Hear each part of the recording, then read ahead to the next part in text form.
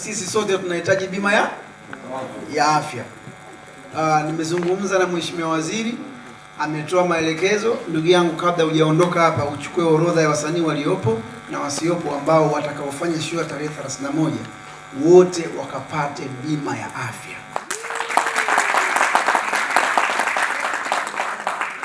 Hapa nasimama naongea kama mdau, lakini pia ni mbunge wa Bunge la Jamhuri ya Muungano. Tunajua dhamira ya Mheshimiwa Rais kuhusu swala ya bima ya afya kwa wote, si ndio? Hao wasanii wanakwenda kuwa mabalozi wa bima ya afya kwa wote. Anapokuwa balozi, mimi nawapigania wasanii hawa waingie kwanza kwenye huo mfumo. Kuingia kwenye huo mfumo, wote hao wapate kwanza bima. Alafu mkitaka kuwatumia, hiyo ni swala lenu nyinyi na hawa wasanii. Hii ofa imetoka kwa Mheshimiwa Rais moja kwa moja ya bima ya afya kwa wasanii wote watakao perform siku ya Ijumaa. Lakini hii bima naamini inachukua wao na familia na wenza wao. Kwa hiyo hii bima mnao kwenda kupewa na Mheshimiwa Rais inawanufaika wangapi? 6. Wewe na mwenza wako. Kama hujaoa nenda kaoe. Na kama una watoto ambao wanapokelewa, inapokea mpaka miaka 22 mpaka 21. Ukishazidi miaka 35, kuanzia 30 usijiite kijana, wewe ni mzee. Kwa sisi hapa tupo kwenye kundi la uzee. Ni kundi ambalo ndo linaathirika zaidi kwa magonjwa ya mara kwa mara na mengi.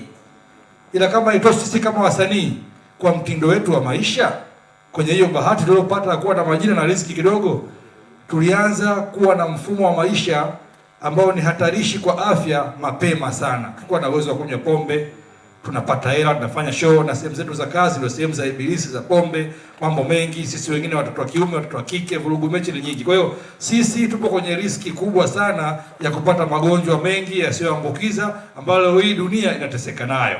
Kwa hiyo Mheshimiwa Rais kwa namna ya kipekee kabisa, nasema sio sisi, hata mashabiki wetu ambao wana tabia ya kusemaga kila kitu kwa jicho la kisiasa, na mashabiki wetu tuwaambie, tushirikiane kwa pamoja kuwashukuru viongozi wetu.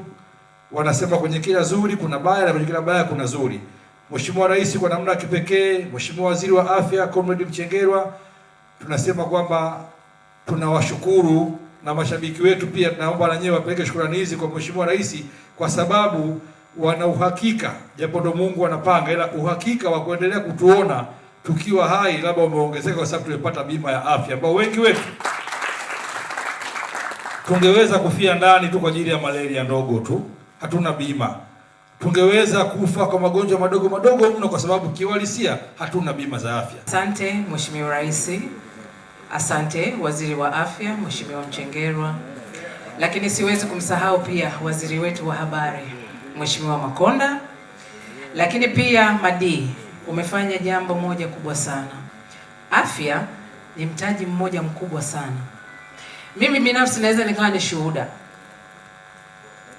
Afya inapotetereka, kila kitu kimekwisha. Kuna kipindi pia tulizungumza na mheshimiwa na kauli ambayo imetoka kwa rais wetu mpendwa, niweze kusema asante sana kwa niaba ya wasanii wote nchini Tanzania.